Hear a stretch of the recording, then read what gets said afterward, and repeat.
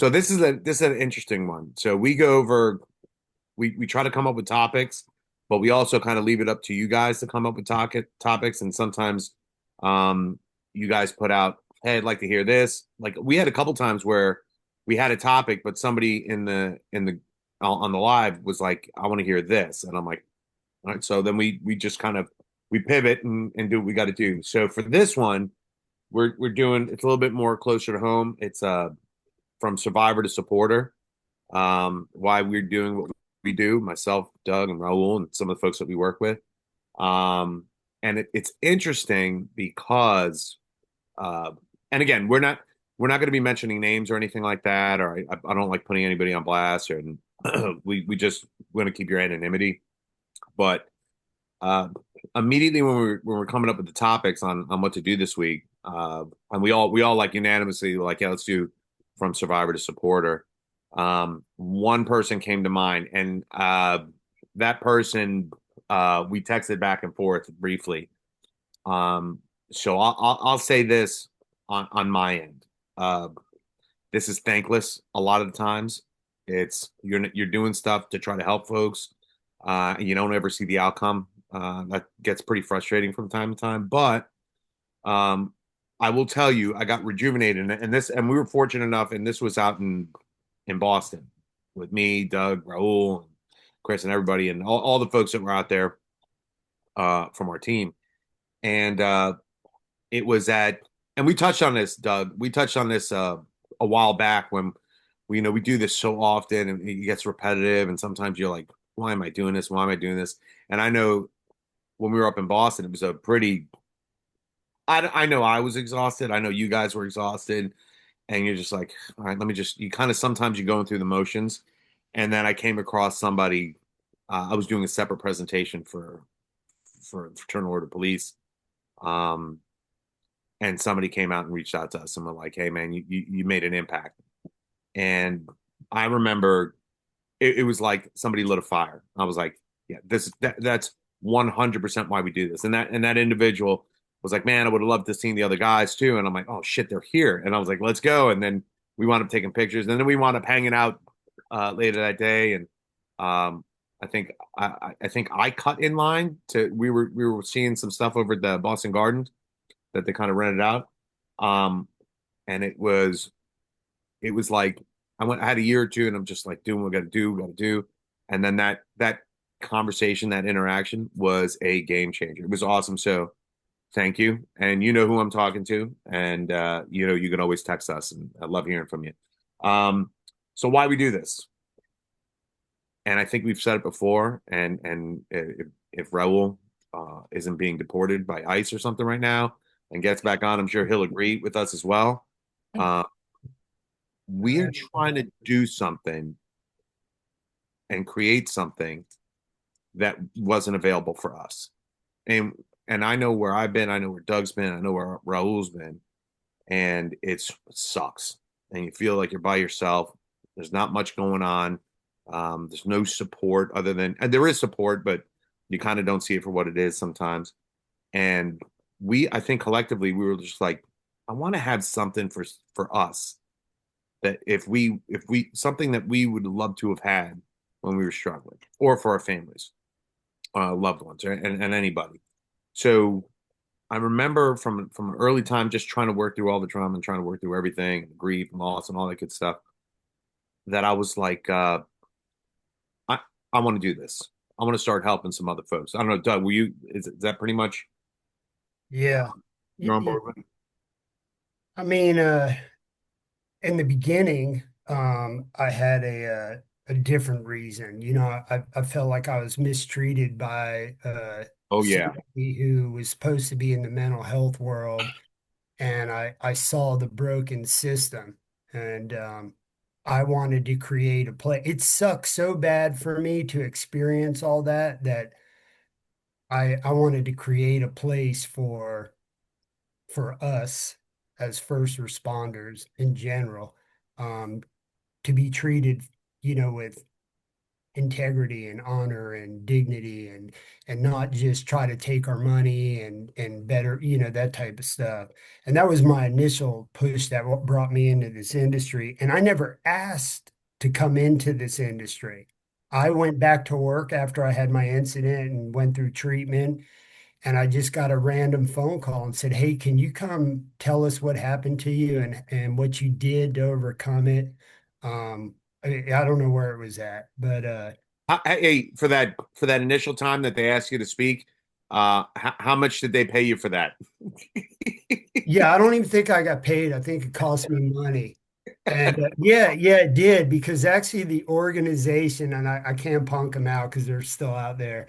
They had me do it like 3 times in a row. So I was taking off of work, I was flying, doing all this, and I was told they were going to reimburse me, and they never did.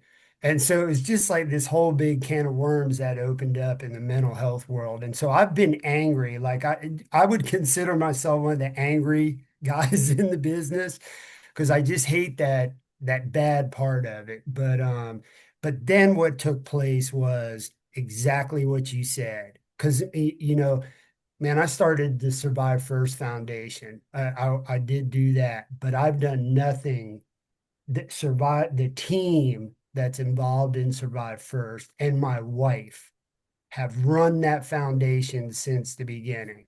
I'm just the face, you know what I mean? And it's helped a lot of people. And when they call you or they tell you like that, and they go, "Hey, thank you, you helped me or you saved me or something," it kind of gives you that fire to keep wanting to do it. Um, that's why we became cops. We became cops because we wanted to help people who needed help. I didn't become a cop to just put bad guys in jail. I wanted to help people. And so that kind of fuels you.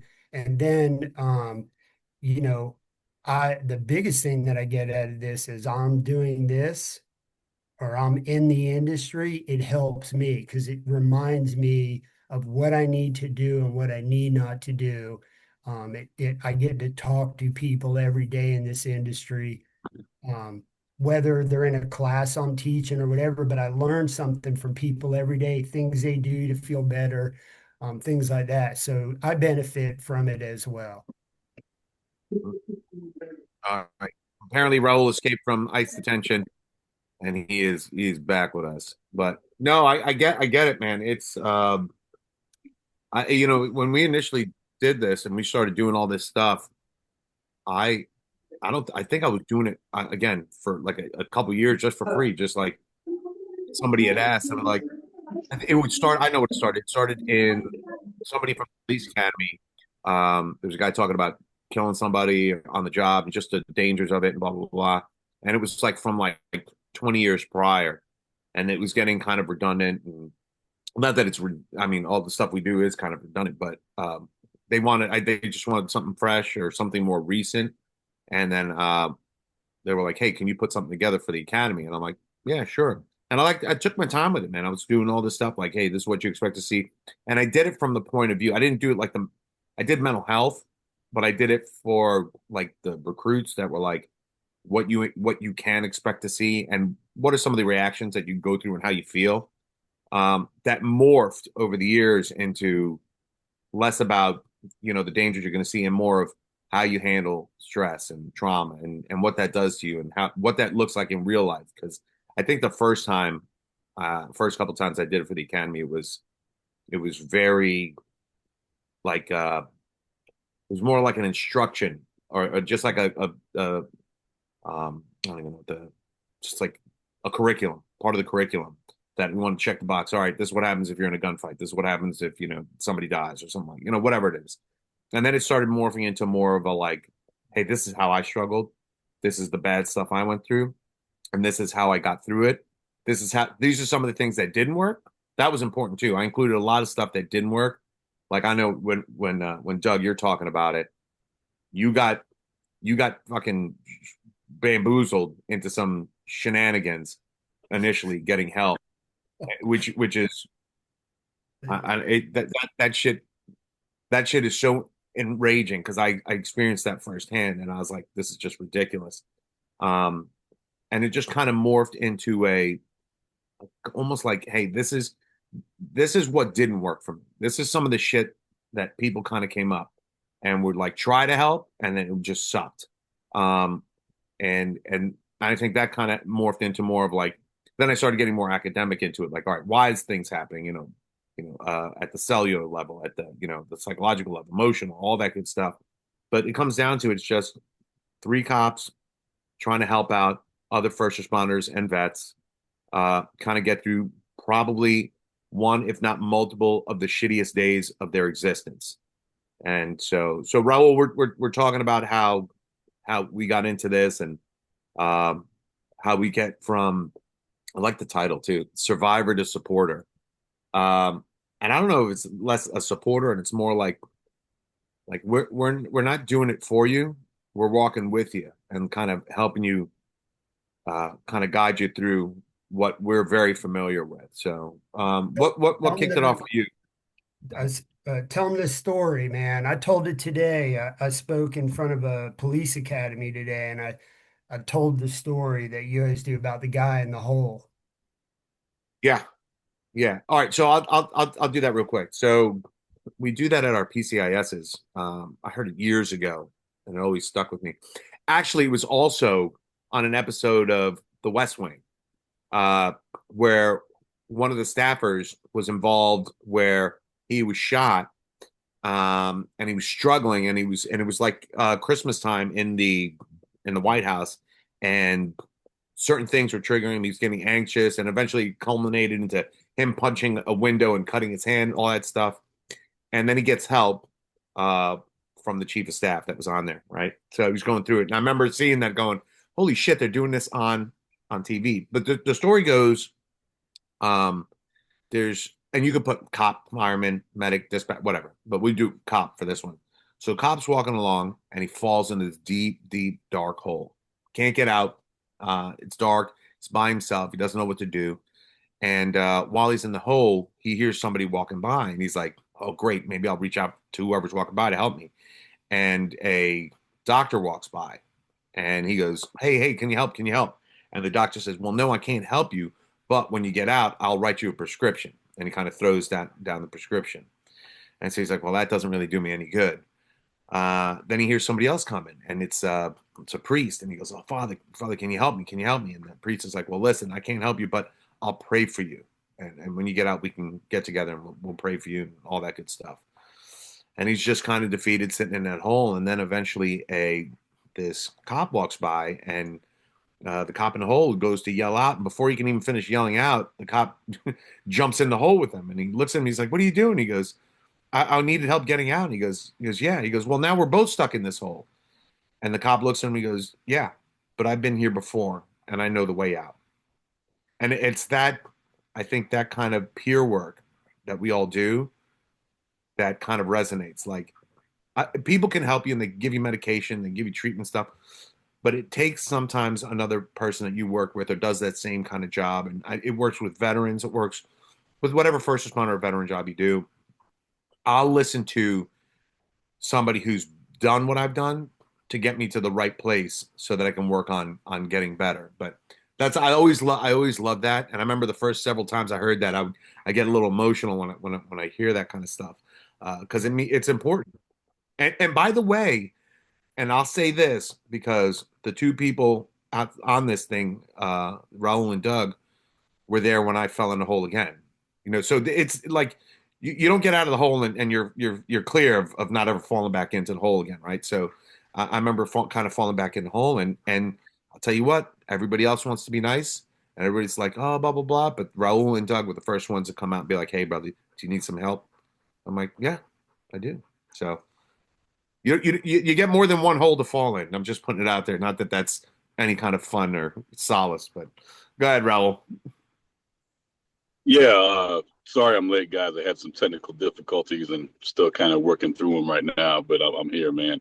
Uh, yeah, mine was as far as how I fell into this role, and I use that word, and I mean it. I kind of fell into it, being involved in what I was involved in, the Pulse nightclub.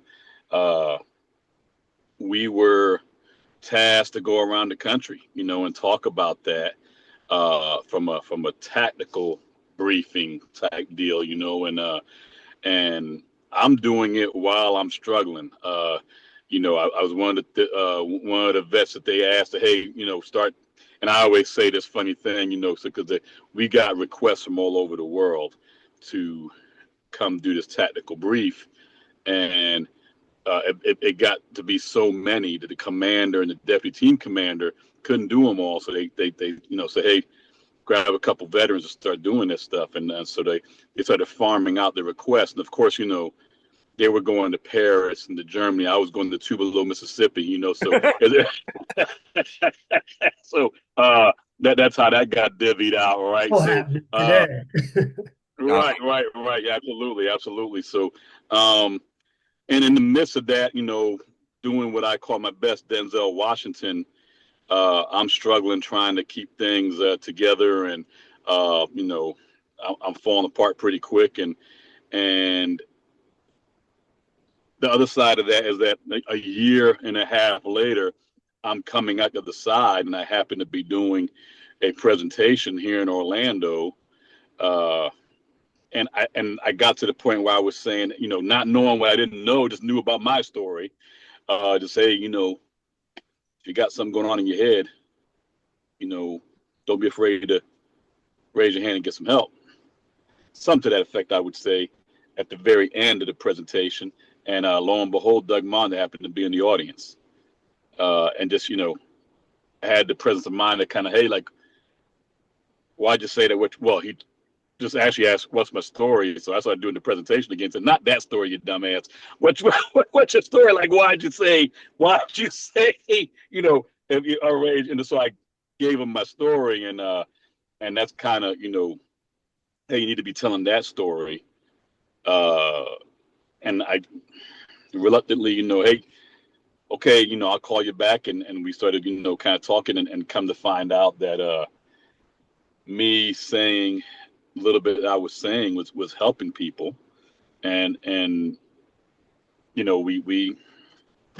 I kind of became like you. I wanted to learn like why my head was messed up, why I wanted to things that happened the way they were, I was trying to get myself killed.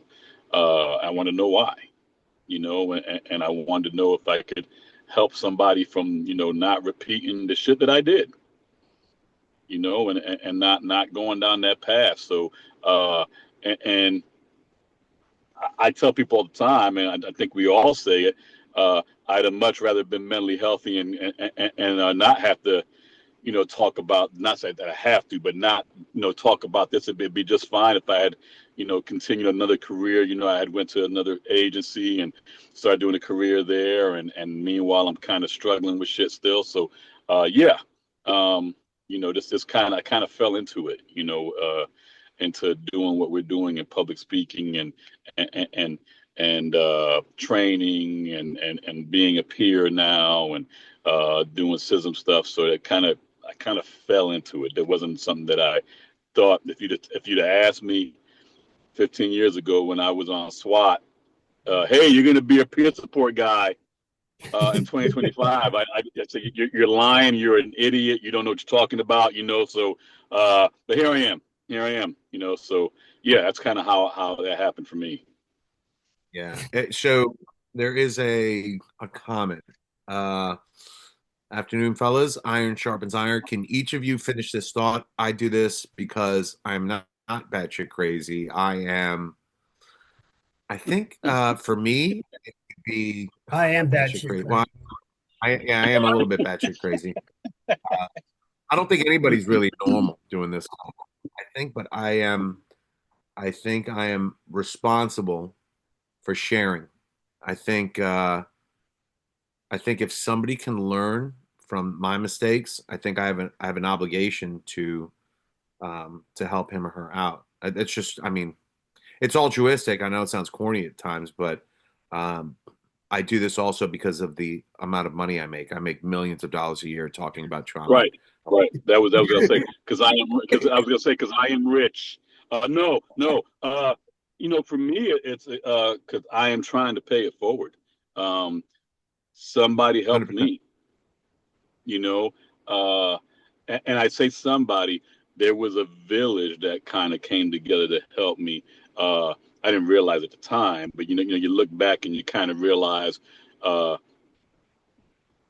how things happen and who was there for you, and yeah, I'm trying to pay it forward. I think I owe a lot to a certain few people that were there for me.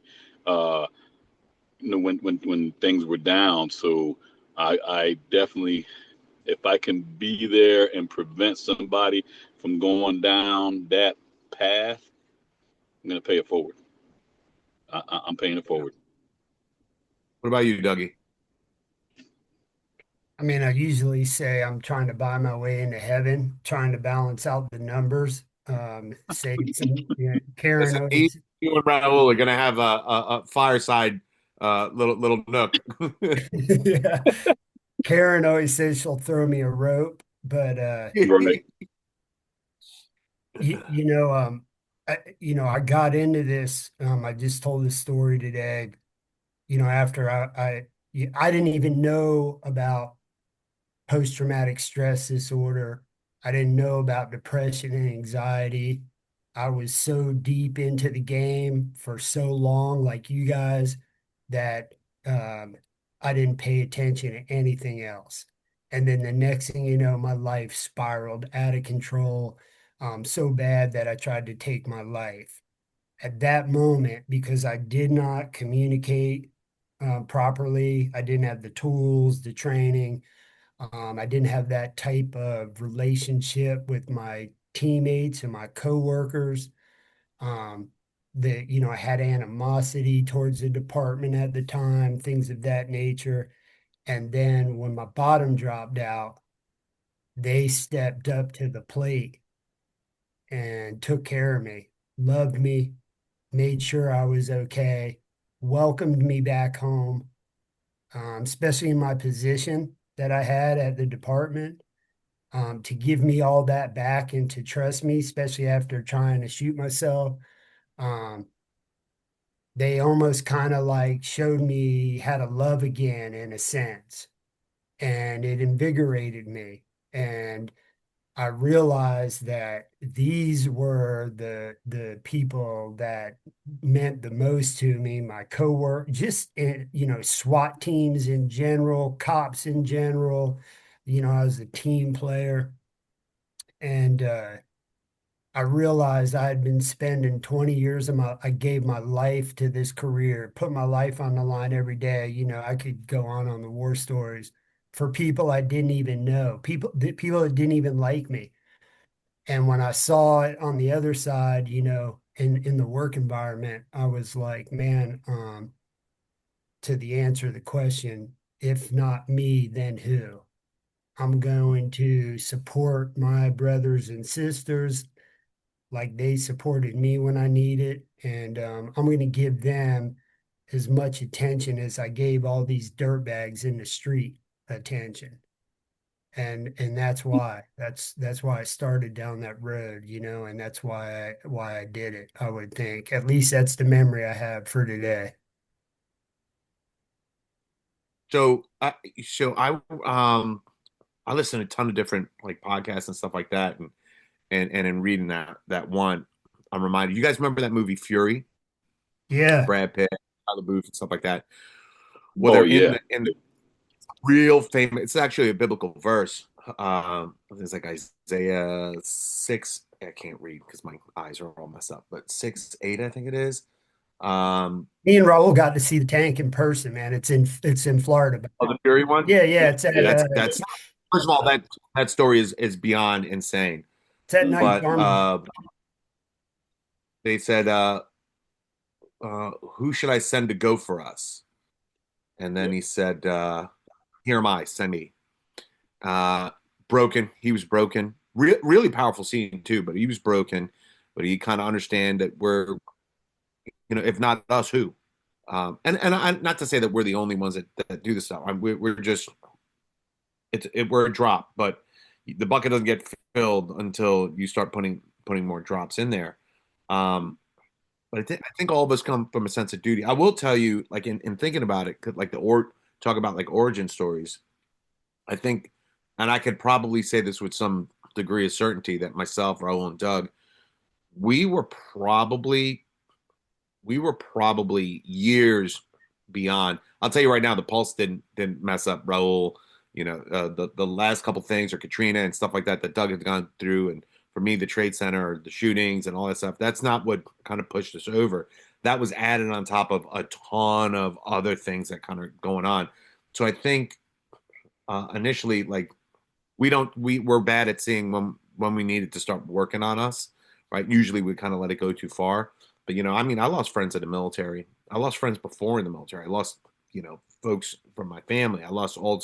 I mean, all sorts of stuff kind of stacks up. And it was funny because I forgot.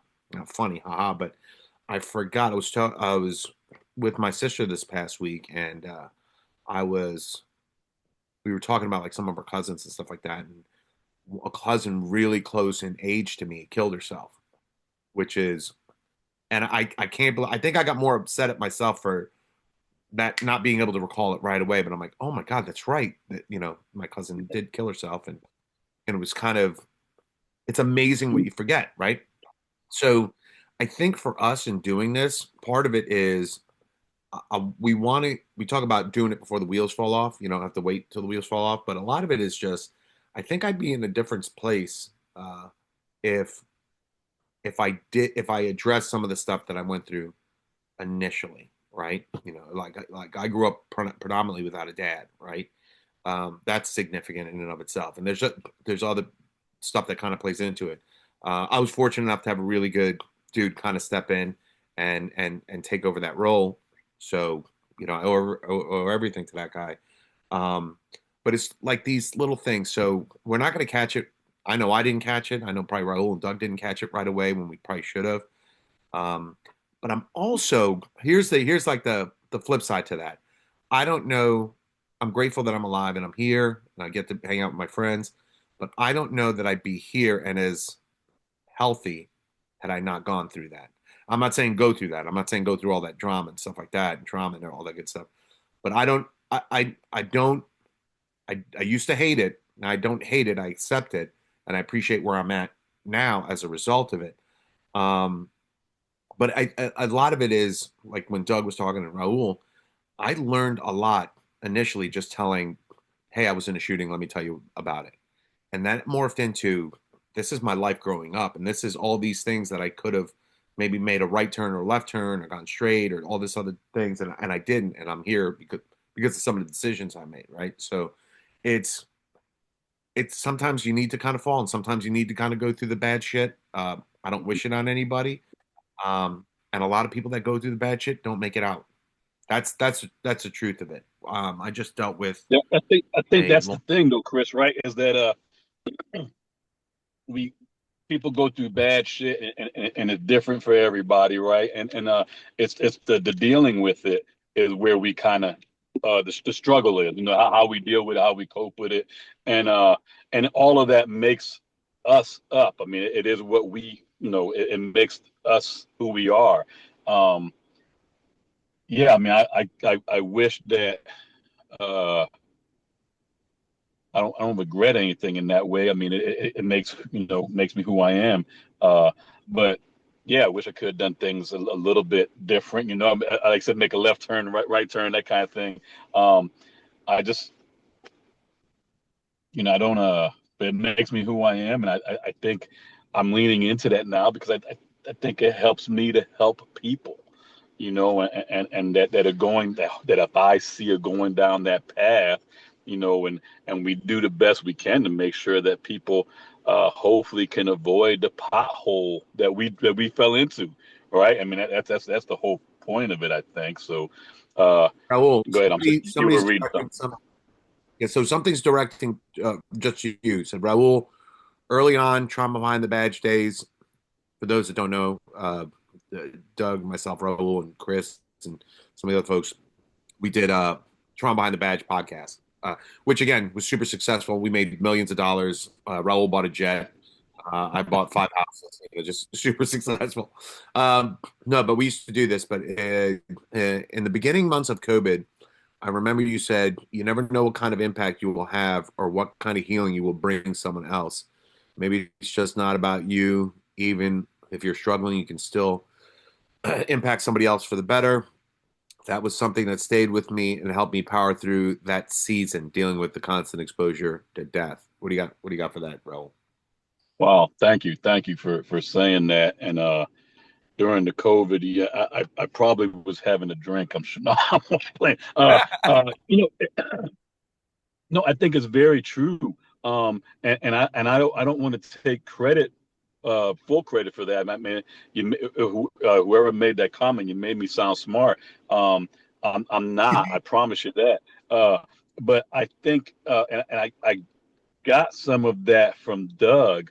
And what I mean by that is, Doug once said to us, you never know what somebody else is going through. So that smile you give in the hallway may let them know that you love them. And you just don't know what effect you'll have on a person. And so I think, fast forward, when beginning of COVID days, we're talking probably 5 years ago, right? Maybe somewhere around there. So I don't even know when, anyway, uh, we we just don't know. And when we go around speaking and doing these keynotes and these trainings and these speaking engagements, uh, I think about that a lot. I hope that I'm reaching somebody. I hope that I'm impacting somebody. And now I'm going to get a little bit religious, and I'm not that guy, but I swear that as the time, and we all talk about this, and uh, there are times when we get tired. I'm just going to put it that way. We get tired. It's a lot that we do, and sometimes it's a lot that we take on. And I swear the good Lord will throw a little nugget at us to let us know that we're doing the right thing. It'll be that person that says, "Hey." Like right now, and that's why I'm saying it's like right now. Somebody's saying that at the beginning of COVID, something I said stayed with them. It's that little nugget that re-energizes us to continue doing what we're doing because we did make an impact. Because how and Chris, and Doug, how long you'll speak at 10 different things, and you'll do 5 different trainings, and you'll have 20 different conversations, and you have no idea that anybody listened to you, anybody have any, was there an impact. But then that one comes up and says, man, I heard what you said, and you were talking to my soul. Man, Yeah, I'm ready to go yeah, to 10 more speaking engagements. I'm ready to do 5 more, keynotes. I'm ready to do 10 more trainings because I reached one, yeah. and That's that so. Yeah, so you jumped on a little bit after, or you maybe cut out for a little bit. I was talking about that one moment in Boston we had with that one individual. yes, Uh, yes, yes, yes. but I mean, talk about the right time. That came at Yeah, the yeah, 100% absolute right time. And I don't. And again, I don't think we're lucky. I don't think we're lucky in yeah. that regard. But I will tell you, and a lot of this, what you see here, I can blame on Doug because, like Doug saw you speak. I was at the LAP, the Labor's Assistance Professional conference in Vegas, and I was speaking when I was doing my presentation, and Doug came up to me, and we kind of all linked up ever since. So I like it's not an accident that I didn't want to go to the Vegas thing. I absolutely had no desire to do that. I didn't feel like going, and had I not, I'd never met Doug or Karen, which I was really more grateful for Karen than Doug, but everybody else Yeah. is. Yeah. But like, so that doesn't happen, right? So that doesn't happen if I. So I don't think it's an Yeah. accident, and I think I believe that we get put through certain things, whoever you are, whatever job you do. I think you get put through certain things because, and I don't want to say it like this, like you're not going to be given anything you can't kind of overcome, because we have been given a lot of stuff that sometimes you can't overcome. But I do want to say that I think there's a happy accident when um, we're able to navigate certain things. And by the way, I Hmm. wouldn't give you the directions that I took or that Doug took or that Raul took. I'd find you a much easier route to take, but I think those things don't happen by accident. I think it just they come when they come and they're at the right time. Um, I think it kind of I think we're changing things a little bit at a time, one person at a time, which is cool. Um, what you don't see, right, when we talk and stuff like that is we talking and going to presentations is like 1% of what we do. 99% is dealing with folks that are having the shittiest day of their life ever, and talking with them on the phone and kind of sitting with them in their shittiness and their trauma. And all right, well, what do we do now? Go ahead. Got a question, and you just reminded me of this, and we talked about this probably a couple of years ago. What do you say to that person that says, "Hey, I want to do what you do, Chris. Doug, I want to do what you do." Don't get me What do you started. say? I want to go out there and I want to speak to people and I want to do what you do.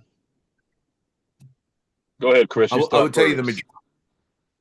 the majority of those folks, and for the most part, it comes from a really good place. It comes from a good place. But the majority of those folks that are like, because I'll tell you right now, I didn't want to do this. Doug didn't want to do this. Raul didn't want to do this. None of us wanted to do this. This is not any. This is we're members of a club that I don't ever wish to have ever been involved in. But um, most of those people that say that want to do it because they think somehow it's going to help them get through it, which I get, but they're not in a really good place to do it. And I don't want you to. This is not a kind of fake it till you make it kind of thing. Like you got to get your shit together. And I see a lot of it when somebody's presenting and they get wicked emotional, like they can't get through anything, which is cool. That's fine, but that's not the place to do it, because you can probably do a little bit more harm, and you don't have like the resources or tools. I say that as a hypocrite because I did that initially.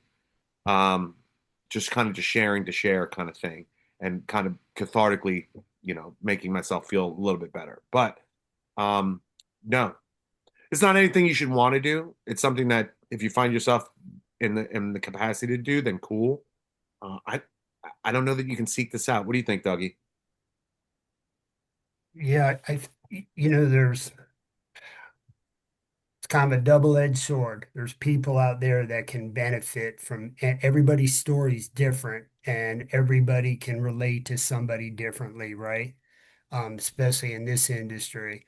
Um, and so, I always encourage people, yeah, to get out and talk to people and to do things. And I just was on the text today with a guy that we helped out that went to after action, and he wants to get into public speaking of some sort. And I encouraged him, but in the same breath, I have to tell him, hey, you need to be really careful because this isn't cool.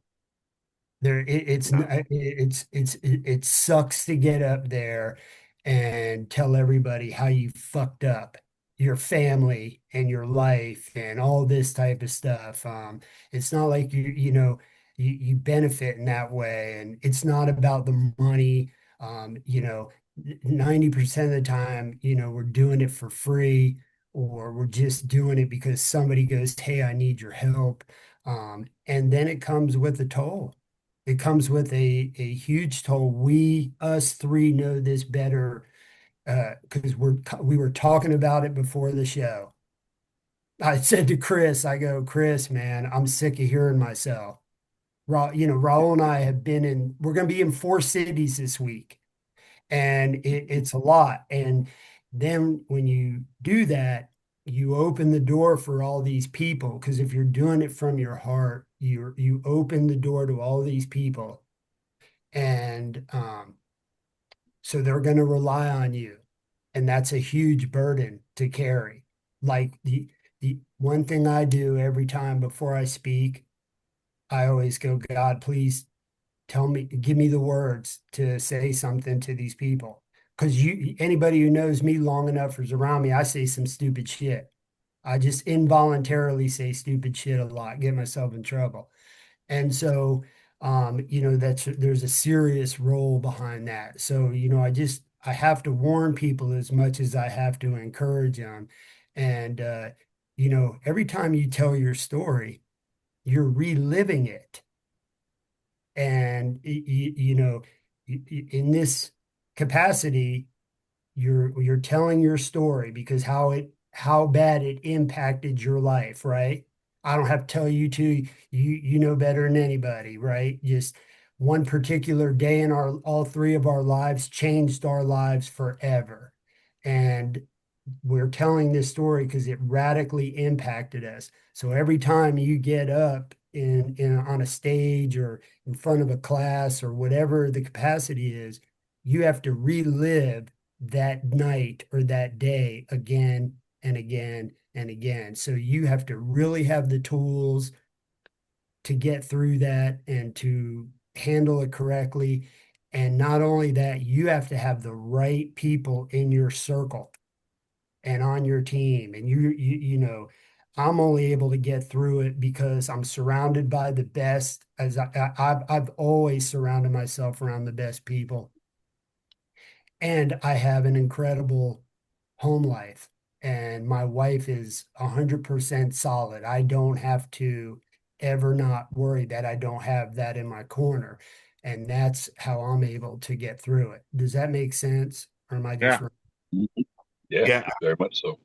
So there's, and I got to give a shout out to Marky who helps kind of put this together technically and stuff like that because she's given us some to kind of keep us like on track and some good points to kind of bring up. So one of them is uh, one warning sign not to ignore, and I will tell you this 100%. When somebody tells you, "Hey man, you okay?" They're not asking just to ask. They've seen something. The problem is a lot of times is the folks that are asking are your friends, and they can't articulate, not because they're dumb or anything, just because it's a little bit different, difficult, awkward maybe sometimes, but they can't articulate why they're saying that. But if somebody's asking you, if you get that question asked you more than once in like a week, you're presenting something that maybe you don't realize. And I would tell you the number one answer that everybody says is no, I'm fine. You okay? Yeah, No. Chris, I think that so in the path to mental health, I guess, or being mentally healthier, right? There's a personal path you go through, right? And then when you decide to be, if you fall upon, you decide to be a supporter, right? That's a whole different path, like because now you're potentially talking to looking out for other people. So if you're presenting, if you're teaching, and like Doug just said, and you're giving of yourself and you're opening your heart, uh, that takes time to learn and how to do, and and and dare I say, protect yourself in a way that you can get, because like what you said earlier, you can do it and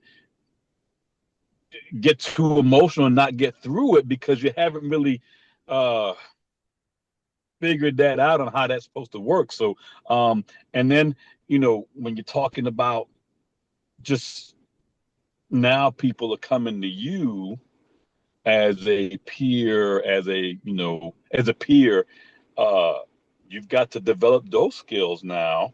Number one, how to talk to them, but again, how to cope and protect yourself. I call it the washing, washing it off of me, because I tend to wear it, So, but there's not just being mentally healthy and then it stops and you're ready to go out there and conquer the world and help. And I know you can speak more to this and put some technical terms on it, but that's what yeah. No, you got well, let me ask you guys this. On the SWAT team, did you guys just work out and get on the SWAT team and you don't have to work out anymore? That's it. We just did a couple of workouts and then we were good, man. That was it. That was it. I was ready to do my squat rolls and I'm good. Yeah. It lasted me for 20 years, man. 20 years it One really lasted good workout. that one workout. You gotta take care of yourself. And I will tell you, that's what I don't think a lot of people see. They see it as a little bit, and I hate to say like a little more. It's a almost a glamorous kind of thing, but it's not.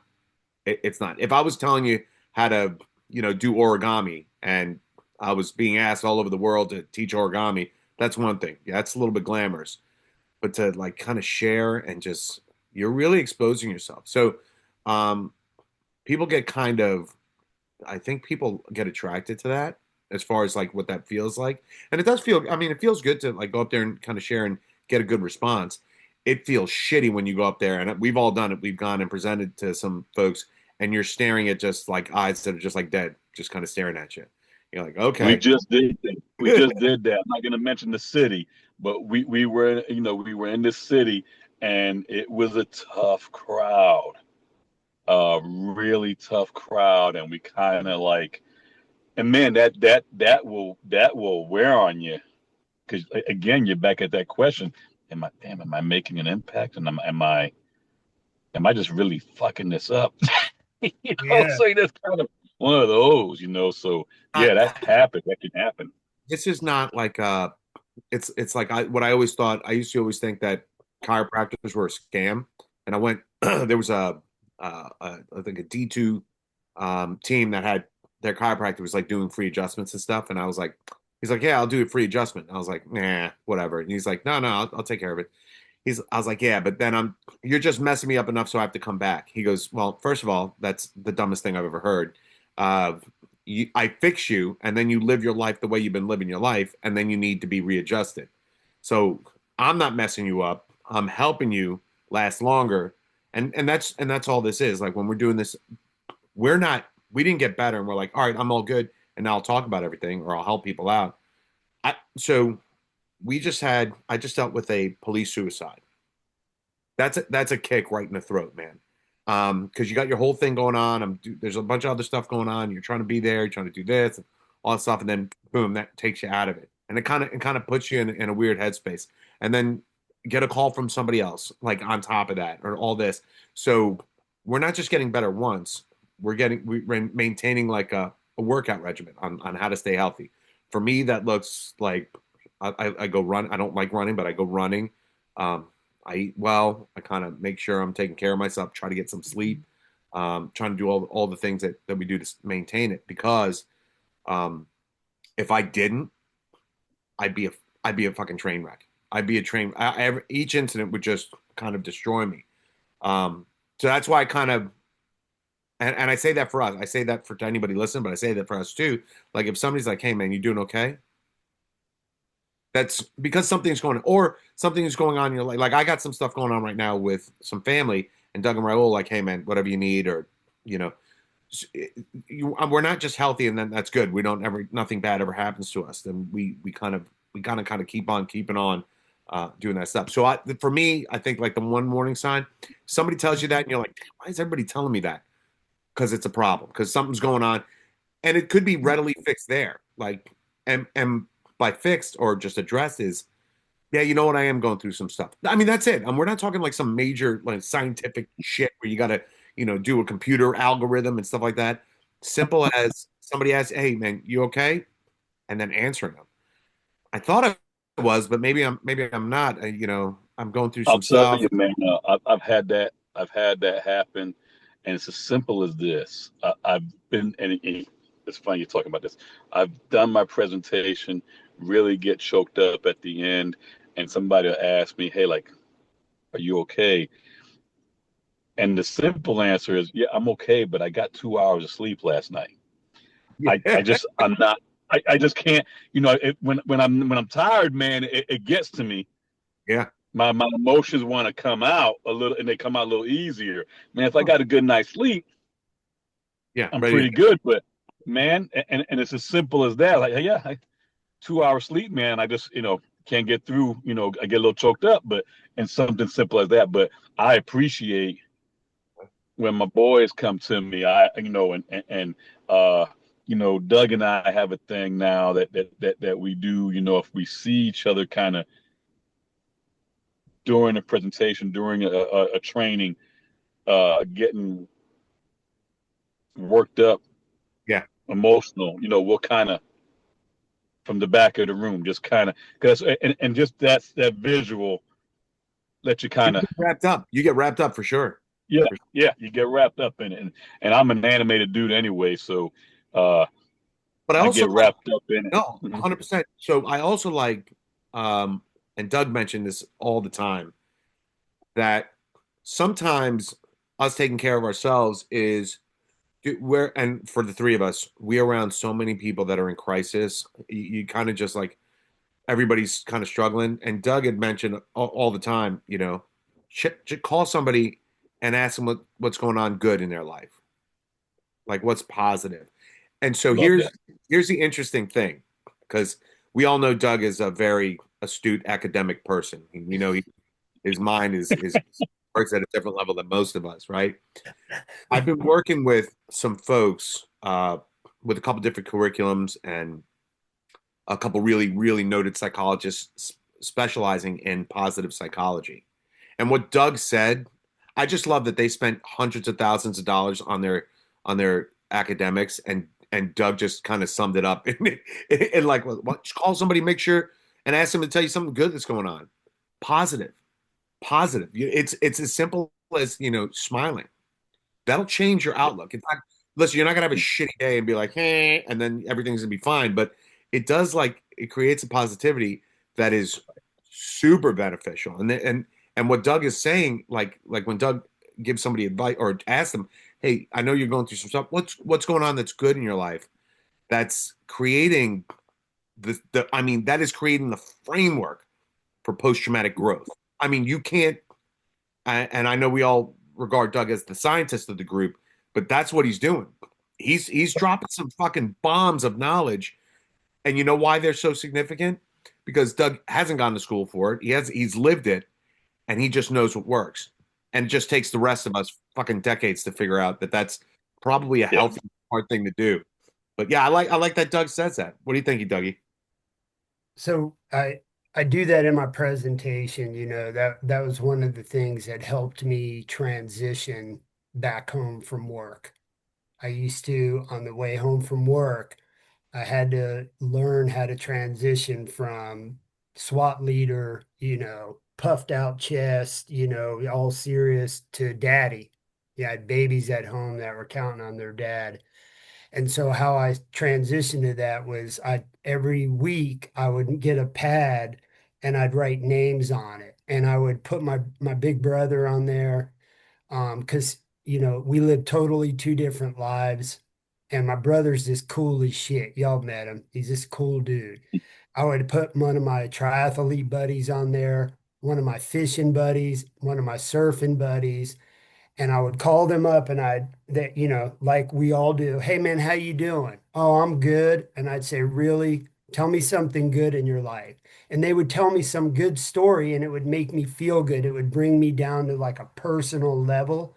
If I'm lost for words on how to describe it, but it grounded me. It made me feel normal again. Instead of being in that avatar of a SWAT guy or a drug agent, wherever I was doing at the time. And so I started, it worked for me. And so I started sharing it with people. And then here's an example. Raul, obviously you were with me. Just recently, I asked somebody in the class. So I'm telling them to do this. And then I look at the girl in front of me and I said, how are you doing? And she goes, I'm fine. And I said, really? I said, tell me something good. The first thing that comes to your mind. Tell me something good that happened in your life. And she smiles and she goes, my daughter just caught a big fish on her Barbie fishing pole, her first big fish. And everybody did what you just did. Everybody, because I'm looking at her and everybody's behind her in the class or wherever Raul and I are at. Yeah. And I watched everybody smile. Everybody kind of like smiled and cheered up for a second. And I told her, I go, just that brought joy into everybody's life. And so that is why I do it. And there's an example of how it works and what you can do in your work environment. You can do it at your dinner table, you know. Ask your loved ones, man, tell me something good. My kids and me, every year on Thanksgiving, or if I have them, if I see them on Thanksgiving or Christmas, when we're at the dinner table, we go around the table and say one thing that we're grateful for. We've done that since they were little kids because I always wanted them to realize how, the good that there's good things in your life. It's not all doom and gloom. And so, maybe I would say to everybody, go try that. Just try it. It'll put a smile on your face and it'll help. And if the person says, um, nothing's going good in my life, I'm getting my ass kicked right now because we've all been there in our lives, then go, okay, well, share it with me. Let's come up with a plan together and help that person. And that's your opportunity. And in that conversation, maybe you could pull a smile out of it or at least save somebody's life. So Doug, again, just dropping bombs. On my signature line on my email is it's not the load that breaks you down, it's how you carry it. And what Doug is doing was, all right, let's share it. Let's figure out. Let's work this together. Not by yourself, not in, in your own head and stuff like that. But the second he or she decides to share that, they've unburdened themselves from the whole weight of whatever's bothering them. Because now it's just not them, it's me, you, Doug, everybody that's listening gets to share in that, and it makes it doesn't fix it, makes it easier to kind of manage and to hold.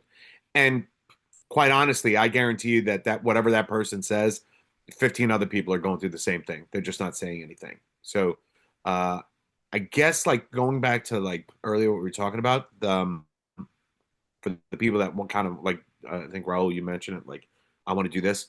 You don't have to stand up there to help. I think Doug just proved that.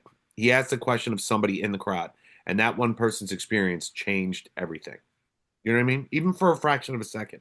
So don't look to stand up on the stage.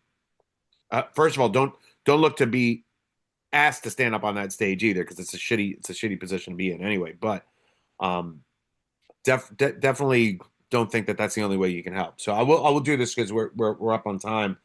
Um,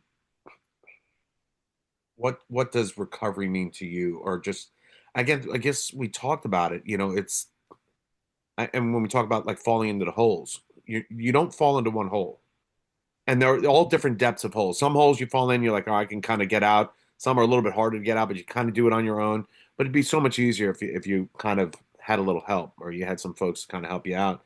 And I know I probably had like 37 million holes that I could have gotten out on my own, but Doug or Raul or my friends, family would be like, "Here, let me give you a hand."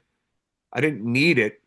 Well, I did need it, but I think I could have done it on my own. But it was so much easier, and I think that's what that we need to, and that's I think what I'd like to kind of leave with everybody is, um, you become you don't become a survivor. You get on the path to maintaining the survivability, or just to maintaining a kind of healthy kind of plate, a healthy kind of atmosphere. So it's if you think you're going to say something, or somebody's going to help you and that's all you're going to need, that's not the case. Um, be ready to help yourself constantly, and especially if you're working with folks that are in crisis, be prepared to get kicked in the throat once in a while with some pretty horrible things, and have a backup plan. So again, so it's not a fix, it's a stay healthy kind of thing. Let's go around the horn. Raul, what do you got? Yeah, I think you hit it on the head. It's about getting the skills to help you help yourself for the rest of your life. It's not a fix, and then you just kind of go on, and then you got to come. This is going to be something that you will work on and you will practice for the rest of your life. Because the past is the past, and that's what makes you you. So you've got to deal with it, and hopefully, you develop those skills to do that. And then if you feel the need that you want to give back, that you think you can help, uh, know that there's some skills that you got to obtain to do that. So yeah, that's kind of how I did it, and it worked for me. So that's it. Awesome. Doug, you fresh. And Doug, what's something good that happened in your life here just recently?